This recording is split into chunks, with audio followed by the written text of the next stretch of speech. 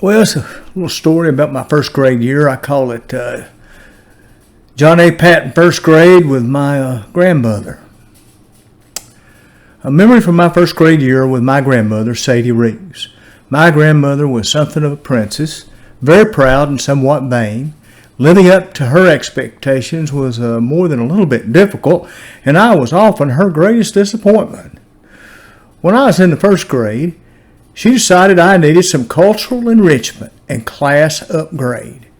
So she told my mother she was enrolling me in piano lessons. I'm sure my mother had doubts, but no one crossed my grandmother. So I enrolled in Miss Pearson's class after school. I'm guessing Miss Pearson was in her late 50s, somewhat corpulent with frizzy hair dyed bright red and brilliant crimson lipstick, constantly shedding a massive amounts of suffocating lavender-scented perfume. Miss Pearson was the only piano teacher in the valley, so taught everyone who wanted to learn piano. Her ego was a near match for my grandmama. Under the plan, my grandmother would pick me up after lessons and pay for them. At the end of the third lesson, though, for some reason my mother came to pick me up. Miss Pearson, in her most haughty voice, told my mother, "Tell Sadie that he does not need to come back. As a pianist, he would make a great dancer." My mama informed my grandmother of Miss Pearson's comments. My grandmother, to no avail, went totally ballistic on Miss Pearson. Regardless, as the result of my failed piano lessons, I became an accomplished tap dancer. A second memory from my first grade with my grandmother, Sadie Reeves. As I mentioned, grandmother was a very proud woman and more than a little status conscious, although to my knowledge she treated everyone outside our family with respect regardless of their station in life. She was very active in the community and civic affairs and often showed up on the social pages of the Chattanooga Times and Free Press over the years. As I recall, most people in the valley held her in high regard. She held various positions of responsibility in the Parent-Teacher Association at the schools her children attended for decades, was president of the WCTU, Women's Christian Temperance Union in our community, coordinator for the Women's Quilting Circle at the church, Girl Scout leader, and held a variety of other civic and community positions I can no longer remember. Grandmother managed the school cafeteria briefly, ran the gift shops at Ruby Falls and the Lookout Mountain Incline Railway, managed the Kay's ice cream store in St. Elmo, where she made the world's best milkshakes on a green Hamilton Beach machine. She was a good manager and knew how to lead or supervise volunteers and employees alike. Now, with that introduction finished, on to my first grade adventure.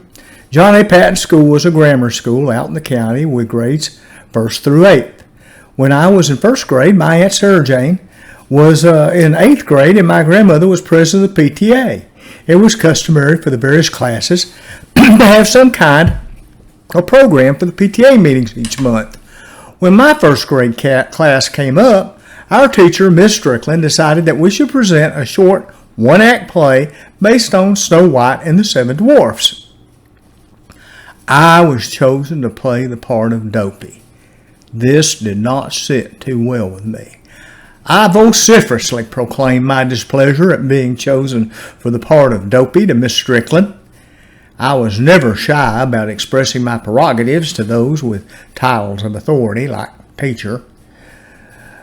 Miss Strickland explained that Dopey was the smallest of the seven dwarfs, and since I was the smallest student, male or female in the class, she insisted I was the best candidate for the character of Dopey. I went home and told my mother, who said it was best to go along with the teacher's desires. My mother made an oversized dwarf costume, and although I was near tears and on the verge of throwing a screaming hissy fit, I dutifully practiced my part for a couple of weeks before the meeting. The big day finally arrived, and my grandmother proudly announced that Miss Strickland's first grade class, which I was a member of, would present Snow White and the Seven Dwarfs. The whole school was in attendance and the auditorium was packed. We lined up on stage and proceeded to introduce our characters. Snow White was first, then each dwarf announced its name. The first dwarf stepped forward and announced, "Hello, I'm Bashful," followed then by each dwarf: Doc, Grumpy, Happy, Sleepy, Sneezy, and finally they came to me at the end of the line. I stepped forward and clearly announced to the audience, "Hello, I'm Doc." As each student announced their character's name, family and friends applauded loudly.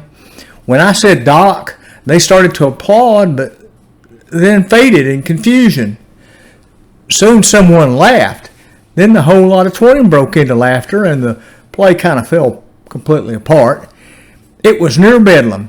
I was unfazed. I could see my grandmother as her eyes widened and her face turned a rather amazing hue of red. Thankfully, my mother thought it was hilarious. Tears were running down her cheeks as she rescued me before my grandmother could get her hands on me.